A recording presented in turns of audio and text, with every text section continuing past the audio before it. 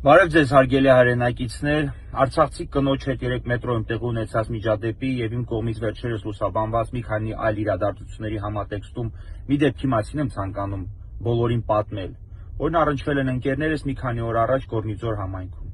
Ուրեմն 3 արցախցիներ, ովքեր շինարարական աշխատանքներով են զբաղված Տեղ եւ Գորիս համայնքներում, այցելել են Գորնիձոր համայնք եւ լուսանկարվել Արցախի ֆոնին։ Այնտեղից լուսանկարվել են Հակարի կամրջի եւ Արցախի ֆոնին։ Պատճառը կարոտը քաղելն է, նրանք մի քանի լուսանկար են կատարել, մի քանի տեսագրություն են կատարել, ինչեր է, դա էական չէ ընդհանրապես։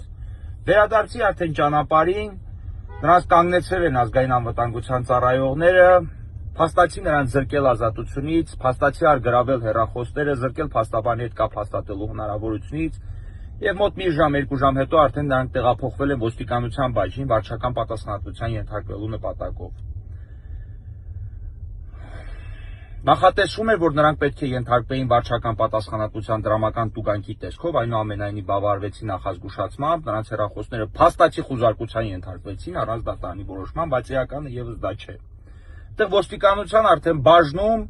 ոստիկանության բարձրաստիճան պաշտոնյաներից մեկը արցախցիներից հետաքրքրվել է պատճառով այդ լուսանկարների եւ տեսագրությունների կատարման, ինչին ի պատասխան տղաները հայտարարել են, որ նրանք այդ եղանակով իրենց կարոտն են ընդամենը քաղել առանց որևէ այլ նպատակի, ընդամենը լուսանկարել են Արցախը։ Այնտեղ նստել, մի քիչ, այսպես ասած, Արցախի օդն են շնչել եւ լուսանկարվել Արցախի ֆոնին։ Եվ ի պատասխան ոստիկանության այդ բարձրաստիճան պաշտոնյան փոխգնդապետի կոչումով, տեսեք ինչ պատասխան է տալիս արցախցուն։ Ասում է, դե եթե կարոտ եք քաղում, մենակ գնացեք հանձնվեք եւ այդ եղանակով ձեր տուն վերադարձեք ու ձեր կարոտը քաղեք։ Ձեր տուն, հանձնվել եւ այլն եւ այլն։ Հիմա ես այդ ոստիկանության փոխգնդապետին այսպես հրապարակային մի խոստում եմ ցանկանում տալ եւ մի երկու խոսք ասել այդ քաքլանին, ով որ երևում է, որ վարպետ է հանձնվելու կամ կարոտ քաղելու հարցերում, որովհետեւ նման առաջարկներ է կատարում։ Դու վաղ թե ուշ պատասխանատվության ես ենթարկվելու, այս խոստումս հիշի, դու պատասխանատվության ես ենթարկվելու, այդ արտահայտությունների համար, այդ ատելությանը համար, այդ խտրականությանը համար եւ այդ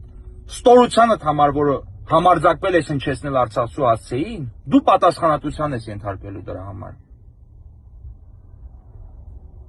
Հրապարակային քննադատությունը արդեն իսկ քեզ խոստացված եւ կատարված է, բայց իրավական պատասխանատվության դու այդ քայլիդ համար եւս կենթարկվես։ Այսքանը։